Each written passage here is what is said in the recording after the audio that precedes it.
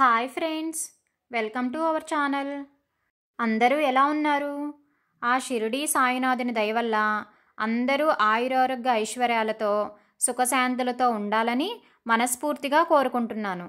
నా వీడియోస్ కనుక మీకు నచ్చినట్లయితే వీడియోని లైక్ చేసి ఫ్యామిలీ అండ్ ఫ్రెండ్స్కి షేర్ చేయండి. అలాగే ఎస్కేవైఎస్ ఛానల్ని సబ్స్క్రైబ్ చేసుకోండి.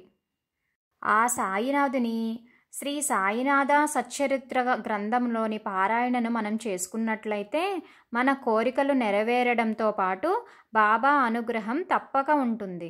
అలాగే పారాయణను చేయలేని వారు పారాయణ గ్రంథంలోని కథలను చదివినా, చదవలేని వారు విన్నా వారికి కూడా బాబా అనుగ్రహం తప్పక ఉంటుంది. ఆ బాబా అనుగ్రహం మనందరి మీద ఉండాలని కోరుకుంటూ ఈరోజు వీడియోని స్టార్ట్ చేసుకుందాం. ఈరోజు మనం భక్తులకు భగవంతుడే సేవకుడు అదేమిటో చూద్దాం. దాదాసాహెబ్ కాపర్డే గారి భార్య తాను షిరిడీలో ఉన్నన్ని నాళ్లను ప్రతిరోజు మధ్యాహ్నము 12 గంటలకల్లా మసీదునకు స్వయముగా నివేదనము తెచ్చడిది. దానిని బాబా ఆమోదించిన పిమ్మటనే ఆమె భోజనము చేయుచుండెడిది. ఒకనాటి మధ్యాహ్నము భక్తురాలు బాబా కాళ్ల వద్ద కూర్చుని ఆయన పాదములను వత్తసాగినది. బాబా సహజ సుందరముగా నవ్వుచూ తనకు పాదసేవ చేయుచున్న ఆమె చేతులను వత్తసాగినారు.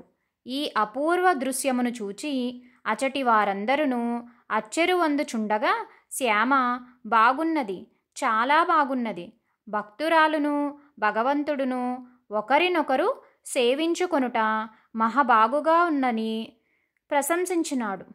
సత్యమే కదా, భక్తుడు భగవంతునకెట్లు దాసుడో భగవంతుడు కూడా భక్తునకు అట్లే దాసుడగును. అందులకే కదా భగవద్గీత యందు శ్రీకృష్ణుడు ఎవరు నన్నే విధముగా ఆరాధింతురో వారిని నేనును అదే విధముగా అనుగ్రహించెదను అని చెప్పియున్నాడు. అసలు కృష్ణ అనగా తనను సేవించు వారిని తాను సేవించువాడు అని అర్థమట. అందువల్లనే పరమాత్మ శబ్దము ఆయనకు ఉత్తర పదమై కృష్ణ పరమాత్మగా వాసికెక్కినాడు.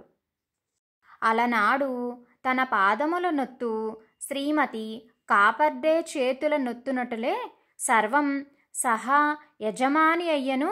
తనను సేవించు భక్తులకు తానే సేవకుడగు శ్రీ సాయి కృష్ణుడు మమ్ము సర్వదా సంరక్షించునుగాక. అంటే మనం ఆ భగవంతునకు ఏ విధముగా ఎలా అయినా సేవ చేసినా ఆ భగవంతుడు కూడా మనకు ఏ విధంగా సేవ చేయాలో, మనల్ని ఎలా రక్షించాలో అని ఆలోచిస్తూనే ఉంటాడు ఆ భగవంతుడు. ఇప్పుడు మనం సాయి భక్తులలో ఒకడైన కెప్టెన్ హటే గురించి చూద్దాం. బాబా పట్ల అతి మిక్కిలి భక్తులలో ఒకడైన కెప్టెన్ హటే బికనేరులో ఉండేవాడు. ఒకనాడు ఆనబకాయ కూర చేసి సీదాను దక్షిణను బాబాకు సమర్పించవలసినదిగా కలవచ్చి అంతలోనే మెలకువ వచ్చినది.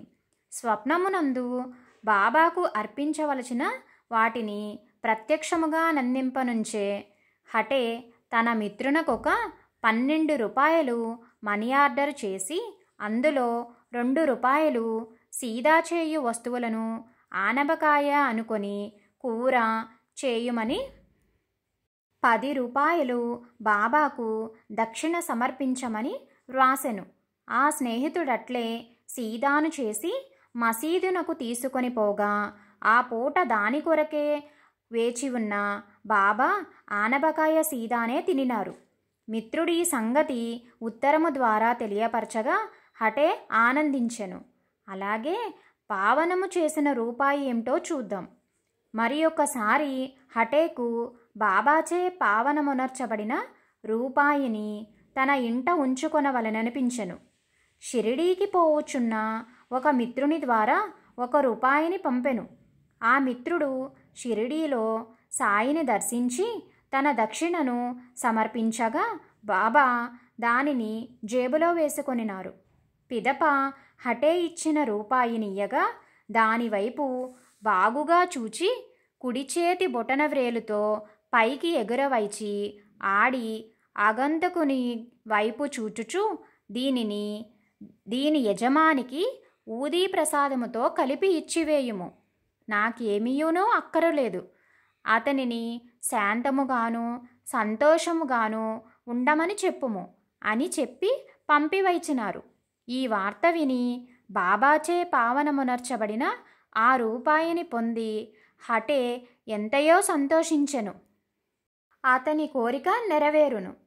అంటే బాబా భక్తులు ఎక్కడ నుండినైనా శ్రద్ధాభక్తులతో ఏమి కోరినా ఆ బాబా చక్కగా నెరవేరుస్తారు. అలాగే ఆ సాయినాథుడు మన కోరికలు కూడా తెలుసుకొని మనకు ఏది ఇస్తే మనం సంతోషంగా ఉంటామో, ఆనందంగా ఉంటామో, సుఖశాంతులతో ఉంటామో వాటిని మనకి నెరవేర్చాలని కోరుకుంటూ అందరికీ ఓం సాయిరామ్. ఓం శ్రీ సాయినాథాయ నమః. Thank you for watching friends.